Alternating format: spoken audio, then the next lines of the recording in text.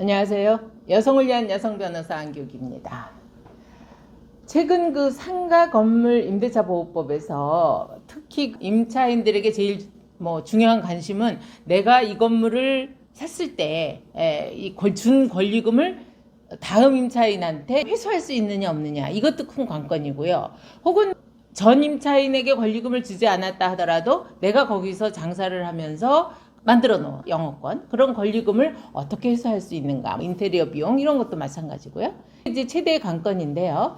그것에 대해서 그 권리금 그 회수 기회 보호를 할 적에 그 정당한 사유에 의해서 그것을 임대인이 책임지지 않아도 되는 그런 사유에 대한 판례가 하나 나와서 소개해 드리려고 합니다.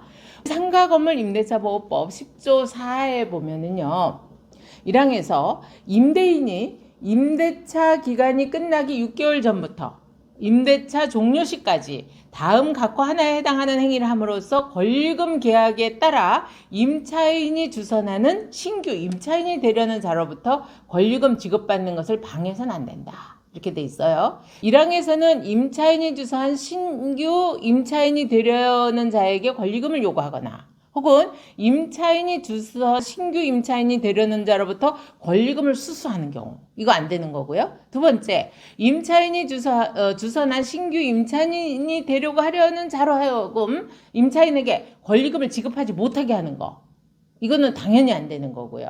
그 다음에 세 번째는 임차인이 주선한 신규 임차인이 되려고 하는 자에게 상가 건물의 조세라든가 공과금 혹은 주변 상가 건물에 비춰봤을 때 차임이나 보증금을 너무 고액으로 받는 거, 이것도 안 된다. 그러면 당연히 신규 임차인이 안 들어올 거 아니에요. 그래서 그것도 안 된다. 근데 그래도 이 세 가지는 어느 정도 우리가 이 정도면 이 법에 맞겠다라고 하는 생각을 할 수 있는데, 마지막 하나, 네 번째, 그 밖에 정당한 사유 없이 임대인이 임차인이 주선한 신규 임차인이 되려는 자와 임대차 계약 체결을 거절하는, 이렇게 돼 있어요. 그런데 여기서 그 밖에 정당한 사유가 그럼 뭐냐? 이게 항상 갈등이니까 이게 또 법에 만들어 놨습니다. 우리 법에는요, 그 밖에 정당한 사유가 있는 것으로 보는 사례를 또 드러났습니다. 네 가지를요. 그것에 보면은 임차인이 주선한 신규 임차인이 되려고 하는 사람이 보증금이나 차임을 지급할 자력이 없는 사람이다.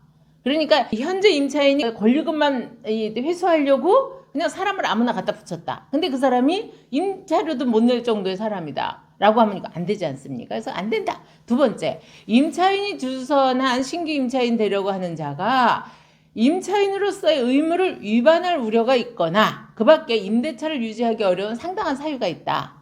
글쎄, 이거는 어떻게 입증해야 될지 모르겠습니다만 아무튼 이런 경우도 정당한 사유다라고 했습니다. 세 번째는 뭐가 있느냐 하면은요, 임대인이 목적물인 상가를 1년 6개월 이상 영리 목적으로 사용하지 않는 경우, 이 경우를 넣어놨어요. 그러면 이 경우에는 주로 뭡니까? 새로 건물을 재건축을 한다든가 리모델링을 한다든가 해서 나는 1년 6개월 이상은 영리 목적으로 사용할 수 없는 상황이다. 그렇기 때문에 당신이 그 신규 임차인을 데리고 왔을 때 인정할 수 없다. 이건 받아들여준다는 거죠. 정당한 사유로.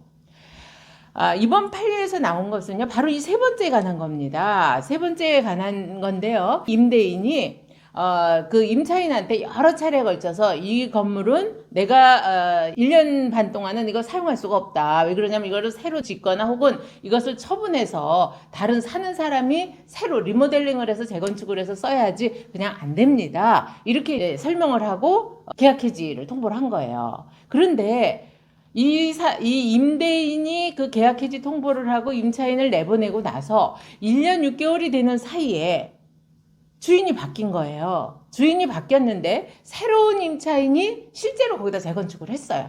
그래서 먼저 임대인과 새로운 임대인과의 그 사용하지 않은 기간을 보면 1년 6개월이 넘는데 전 임대인이 사용하지 않은 기간만 보면은 1년 6개월이 채 안 됐다는 거죠.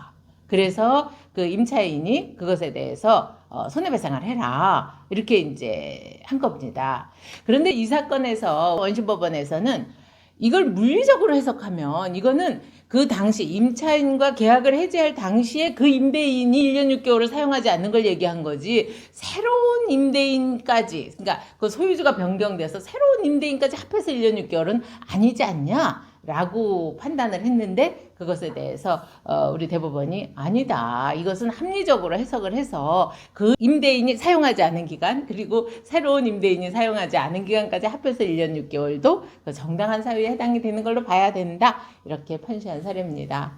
사실 우리가 그 법률 용어 중에서는 굉장히 그 이렇게 구체적인 것 같지만 특히 이렇게 정당한 사유, 뭐 기타 사유 이런 말이 있었을 때는 이 정당한의 그 개념을 해석하는 것은 역시 이렇게 사례가 쌓여야만 우리가 이해할 수 있는 것 같습니다. 또 궁금한 내용 댓글 주시고요. 구독, 좋아요 함께 해주십시오.